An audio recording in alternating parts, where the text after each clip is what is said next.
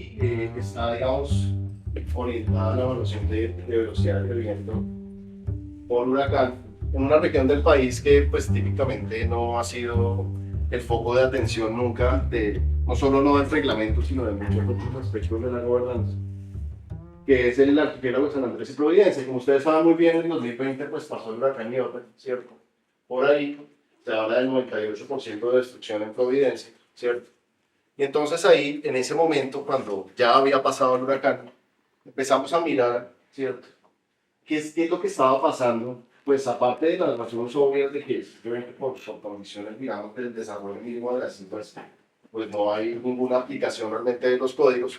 Pero con eso aparte, que es un gran aparte, ¿cierto?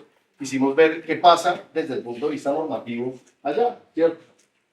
Simplemente por darles una idea, esta es la trayectoria de Iota, ¿cierto?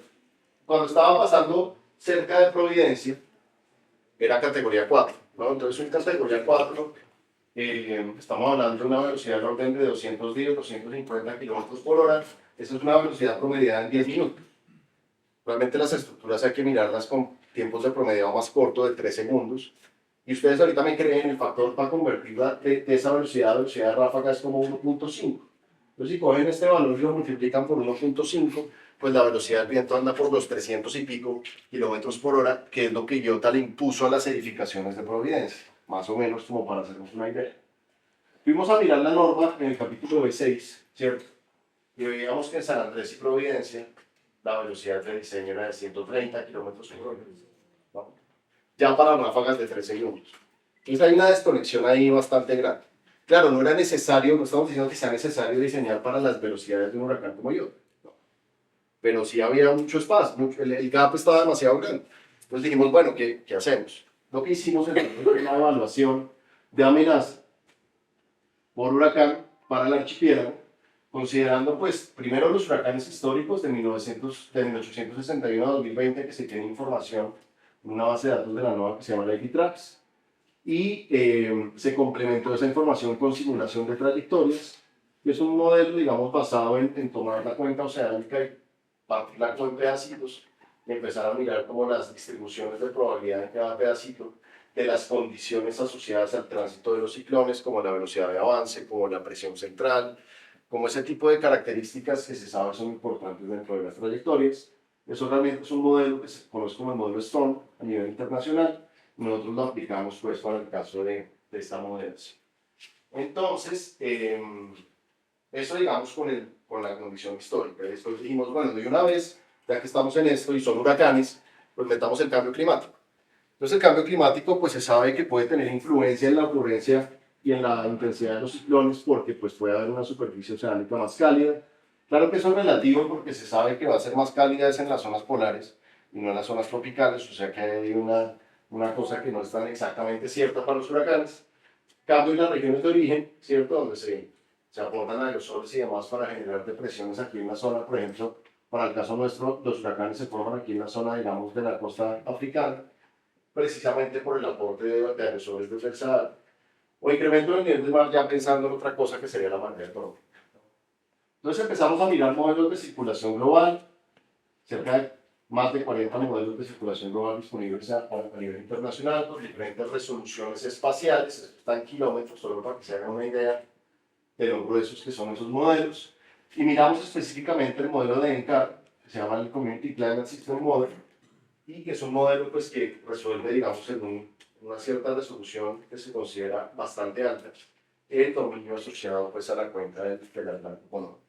Le imponemos a eso las trayectorias de emisiones definidas por el IPCC, y eso nos genera, digamos, unas proyecciones de cambio climático que el mismo modelo de CAR era capaz, digamos, de capturar, ¿cierto?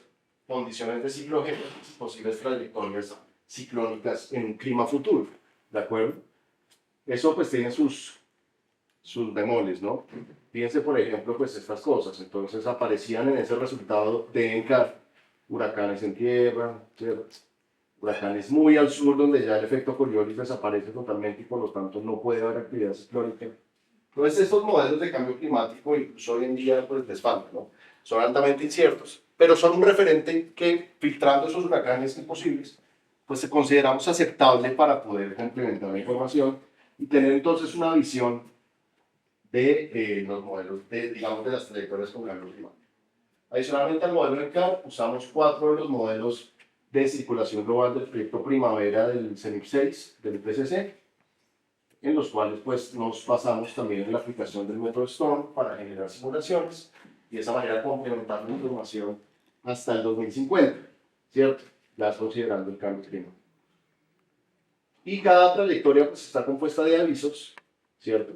Los avisos pues dan la posición del ciclón y la trayectoria y demás en términos de la presión central, que al fin y al cabo la presión central del ciclón es el parámetro importante para la evaluación de estos efectos.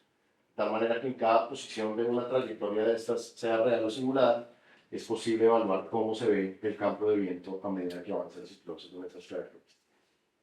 Y si al final lo totalizamos, digamos, nos quedamos con todos los máximos, pues para una trayectoria específica podemos ver el resultado completo independientemente del momento del toque. Entonces una trayectoria de estas pues tiene sus avisos y en cada aviso, ¿cierto? Si miramos ahí pues tenemos un determinado campo de viento que es el que queremos evaluar.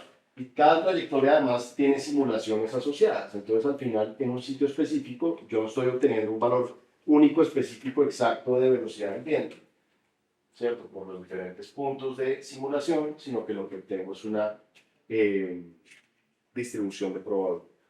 Y además tengo la ocurrencia en el tiempo, gracias, de los huracanes, ¿cierto?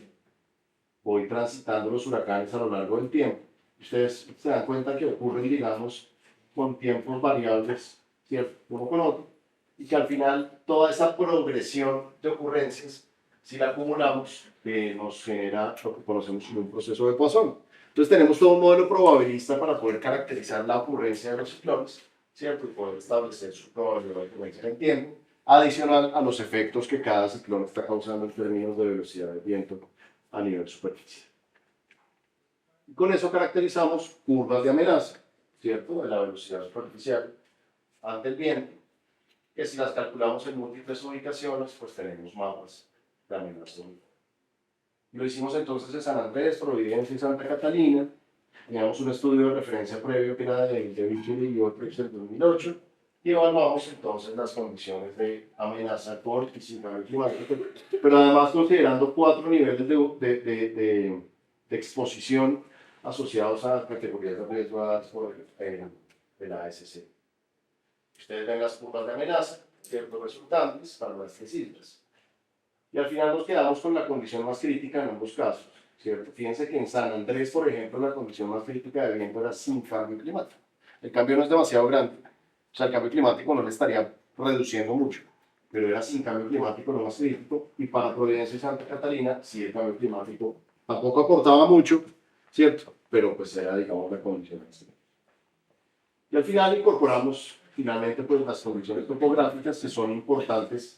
Además de la exposición superficial de la nubosidad, la topografía es un papel importante en la modificación del campo de viento para encontrar diferentes mapas, ¿cierto?, de intensidad asociados a categorías de riesgo de la SCD7, que esencialmente estas categorías de riesgo son asociadas al uso de las edificaciones. Entonces, si yo tengo una valla publicitaria, pues estoy en categoría 1 y entonces los mapas que tengo que usar son estos para diseñar la valla entendiendo. Pero si estoy en una edificación residencial, pues soy categoría 2 y los mapas ahora son estos. Ustedes ven que la intensidad se incrementa, ¿cierto? Y si soy en una estación de bomberos, entonces tengo categoría 3, entonces el mapa es este. Y si soy en un hospital, entonces tengo categoría 4 y los mapas son estos. Entonces se le dio, digamos, la posibilidad al código de actualizarse a otros valores que ustedes ven son muy diferentes a lo que se tenía originalmente. Y finalmente eso ocurrió en el decreto 1711 del 13 de diciembre de 2021, que modifica parcialmente el código y que adoptó no exactamente lo que nosotros proponíamos, pero sí valores muy cercanos, y que en esta próxima actualización, que será el documento de 124 que comentábamos antes, esperamos ya se logre incrementar un poco más incluso estos niveles para llegar a lo que evaluamos en este trabajo. Muchas gracias.